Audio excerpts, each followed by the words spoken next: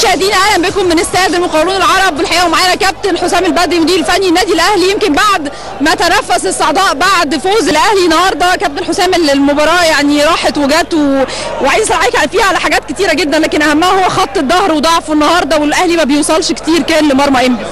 لا احنا عاوزين نقول طبعا المباراه كانت صعبه، في نفس الوقت عارفين ان كل الفرق دلوقتي ليها اهدافها الخاصه، وشفنا القتال اللي بتقاتله فرقه انبي.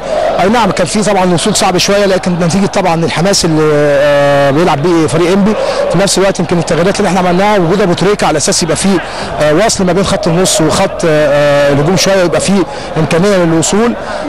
برضه كان في تكتل دفاعي وفي اصرار من فرقه انبي، لكن المباريات كلها انا بقول هتبقى صعبه في الفتره دي كلها، والمهم فيها 3 نقاط والحمد لله اتحقق النهارده الحمد لله. ليه الشد العصبي اللي حصل النهارده كتير قوي في المباراه، والمشكله على ضربه الجزاء من اللعيبه ومع الحكم، ودلوقتي المشكله اللي حصلت ما بين محمد فضل تقريبا وحد من لاعبي انبي؟ انا بستغرب طبعا عن ضربه الجزاء، لان ضربه الجزاء جت هدف يعني، وبالعكس الحكم قعدها على اساس قال ان في ناس اتحركت، فمش عارف لعيبه انبي اتنفذ ليه. بالعكس ده ادفانتج ليهم هم، ان ضربه الجزاء بتاعت الثاني كان ممكن تضيع، لان حسام عاشور جاب ضربه الجزاء. في نفس الوقت يمكن العصبيه اللي حصلت بعد المباراه، انا بقول لك المباراه كلها كل فرقه انبي بتحاول تحصل على النقاط، الاهلي بيحاول طبعا فوز البطوله، المسابقه شفنا اشتدت حتى بالنتائج بتاعت النهارده، فالماتشات الجايه كلها هتبقى في غايه الصعوبه يعني. جميل. النهارده المباراه كانت يعني هايله جدا، او في صالح ابو تريكه اكتر واحد النهارده.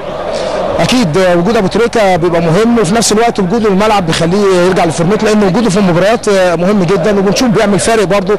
اي نعم لسه ما رجعش للفورمه المعتاده ليه، لكن وجوده بيعمل فارق، وفي نفس الوقت بيقدر يعمل لك في اي لحظه بيقدر يوصلك للجول، فده هو الهدف من نزوله في الشوط الثاني. النهارده في 7 مباريات باقيين لسه امام النادي الاهلي، ووراه الاسماعيلي وبتروجيت والزمالك بيجروا 8. احنا مباراه مؤجله 8 فاضل 8 مباريات بالنسبه لنا.